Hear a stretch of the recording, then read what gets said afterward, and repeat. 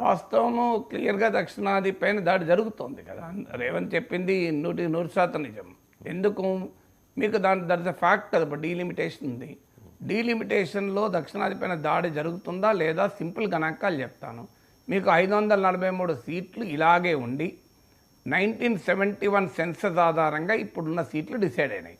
ఇప్పుడు సౌత్ ఇండియాలో 129 సీట్స్ ఉన్నాయి, యూపీలో 80 ఉన్నాయి, బీహార్లో 40 ఉన్నాయి. యూపీ బీహార్ కలిపితే 120 ఉన్నాయి, సౌత్ ఇండియాలో 129 ఉన్నాయి. మీకు తమిళనాడులో 39, ఉభయ తెలుగు రాష్ట్రాల్లో 42, మీకు 28 కర్ణాటకలో, 20 కేరళలో, చాలా క్లియర్గా అరౌండ్ 129 ఉన్నట్టున్నాయి. సో మీకు యూపీ బీహార్ కలిపితే సౌత్ ఇండియా మొత్తం కలిపిన ఈక్వల్. అంటే ఇప్పుడున్న రిప్రజెంటేషనే సౌత్ ఇండియాకు అన్ని పొలిటికల్గా ఇబ్బందికరంగా ఉంది. 2 హిందీ రాష్ట్రాలు యూపీ బీహార్లో గెలిస్తే సౌత్ ఇండియా మొత్తం ఓడిపోయినా ఏమీ కాదు. అందుకే బీజేపీ సౌత్ ఇండియాలో సీట్లు రాకపోయినా 3 సార్లు ముచ్చటగా అధికారంలోకి రాగలుగుతుంది, సౌత్ ఇండియాలో పెద్ద ప్రజెన్స్ లేకపోయినా. సో ఇప్పుడు రేపు 1971 సెన్సస్ ఆధారంగానే ఇప్పుడు నేను చెప్పిన కంపారిజన్, యూపీలో 80, బీహార్లో 40, 2 రాష్ట్రాలు యూపీ బీహార్ కలిపితే 120. యూపీ బీహార్ దేశ ఆర్థిక వ్యవస్థకు అతి తక్కువగా కంట్రిబ్యూట్ చేస్తున్న రాష్ట్రాలు, దేశ జనాభా నియంత్రణకు అతి తక్కువగా కంట్రిబ్యూట్ చేసి ఇప్పటికీ కూడా టోటల్ ఫెర్టిలిటీ రేట్ బీహార్లో 3 ఉంది, యూపీలో 2.36 ఉంది అనుకుంటా, అరౌండ్ 2.3, 2.4 దాకా ఉంది. సో అందువల్ల దేశ ఖజానాకు యూపీ బీహార్లు ఇచ్చేవి తక్కువ, తీసుకునేది ఎక్కువ. ఇందుకు భిన్నంగా సౌత్ ఇండియా జనాభాలో 24% అయినా జీడిపికి అంతకన్నా ఎక్కువ కంట్రిబ్యూట్ చేస్తుంది. నేను చదివింది 30% కంట్రిబ్యూట్ చేస్తుంది చదివాను. నేను కేటీఆర్ సౌత్ ఇండియా చెన్నై మీటింగ్లో 36% అని చెప్పాడు. మేబీ ఈ maybe right in his facts also. So అందువల్ల సౌత్ ఇండియాకు తమ జనాభాలో నిష్పత్తి కన్నా 50% ఎక్కువ కంట్రిబ్యూట్ చేస్తున్న రాష్ట్రాలు. దేశ ఆర్థిక ప్రగతికి, దేశ సామాజిక ప్రగతికి దోహదం చేస్తున్న సౌత్ ఇండియా ఏమో పొలిటికల్లీ మార్జినలైజ్. దేశ ఆర్థిక ప్రగతికి కంట్రిబ్యూట్ చేయాల్సిన స్థాయిలో చేయకుండా దేశ ఆర్థిక ప్రగతికి ఒక బర్డెన్గా మారిన యూపీ బీహార్లోమో పొలిటికల్గా మోర్ పవర్ఫుల్. అది ఇప్పుడున్న సిచ్యువేషన్. అది 1971 సెన్సస్ ఆధారంగా ఉంటేనే ఈ పరిస్థితి ఉంది. 2026 తర్వాత జరిగే సెన్సస్ ఆధారంగా కనుక డీలిమిటేషన్ జరిగితే ఇంకా దారుణంగా అయితే సౌత్ ఇండియాకు. మీకు ఉదాహరణకు 543 సీట్స్ అట్లనే ఉండి 2026 తర్వాత జరిగే జనాభా లెక్కల ప్రకారం రీఅపోర్షన్ అంటే సీట్లను మళ్ళీ పునః అడ్జస్ట్ చేస్తే యూపీ బీహార్లో కలిపి 21 సీట్లు పెరుగుతాయి.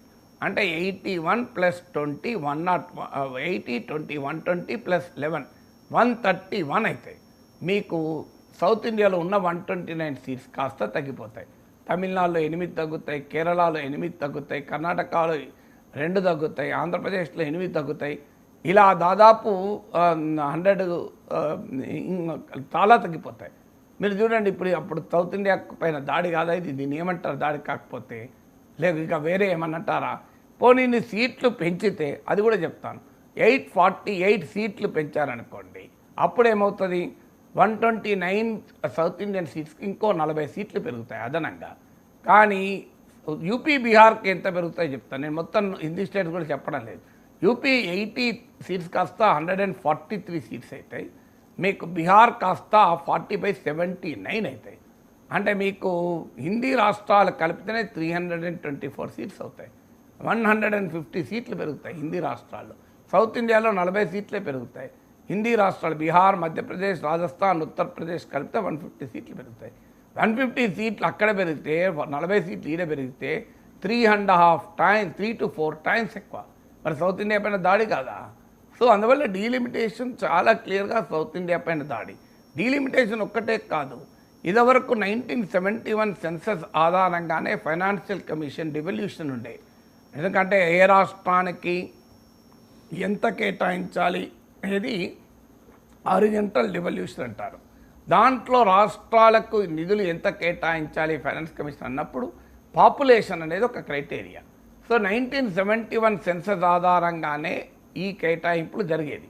అన్ఫార్చునేట్లీ 14th ఫైనాన్స్ కమిషన్ నుంచి మొదలై ఇప్పుడు 2011 సెన్సస్ ఆధారంగా ఈ నిధుల కేటాయింపు జరుగుతుంది. భవిష్యత్తులో 2026 తర్వాత జరిగే జనాభా లెక్కల ఆధారంగా జరుగుతుంది. ఇప్పుడు 2011 సెన్సస్ ఆధారంగా జరిగితేనే సౌత్ ఇండియన్ స్టేట్స్ భారీగా నష్టపోతున్నాయి. ఒక్క తమిళనాడు రాష్ట్రమే ఏటా 20,000 కోట్లు నష్టపోతున్నాయి. 20,000 crores ఫైనాన్స్ కమిషన్కు. మొన్న రేవంత్ రెడ్డి చెన్నై మీటింగ్లో కూడా చాలా వివరాలు ఇచ్చారు. ₹1 ఇస్తే బీహార్ ₹6 తీసుకుంటోంది. అదే ₹1 ఇచ్చిన తమిళనాడుకు 30 పైసలే వస్తుంది. మరి సౌత్ ఇండియా పైన దాడి కాదా? ఎందుకంటే బీహార్లో వారి వైఫల్యానికి భారం మనం ఎందుకు మోయాలి? యూపీ బీహార్లలో బీహార్ ఒక గొప్ప సారవంతమైన గ్యాంజెటిక్ ప్లేన్ అది. సో మగధ సామ్రాజ్యాలు చూసినటువంటి గడ్డ అది. బౌద్ధ మత సంస్కృతి వికసించిన నేల అది.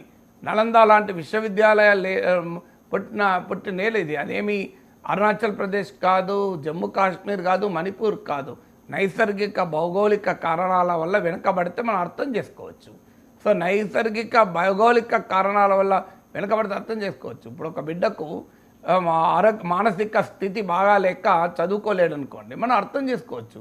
బాగా అన్నీ బాగుండి చదువు మీద ఇంట్రెస్ట్ చూపెట్టక తిరుగుబోతుంటే వాళ్ళ భారాన్ని బాగా కష్టపడి చేయని అన్నెందుకు తమ్ముడెందుకు భరించాలి? సో ఇది కూడా సింపుల్ కదా.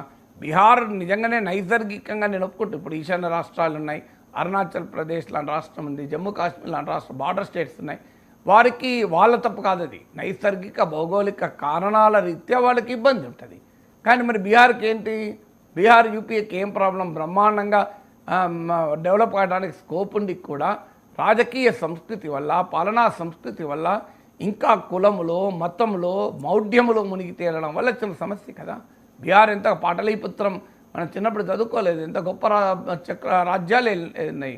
అలాంటి గొప్ప ప్రాంతం అది, మామూలు ప్రాంతం కాదు. ఇప్పుడు కాదు, ప్రాచీన కాలంలోనే నలంద విశ్వవిద్యాలయానికి ఇతర దేశాల నుంచి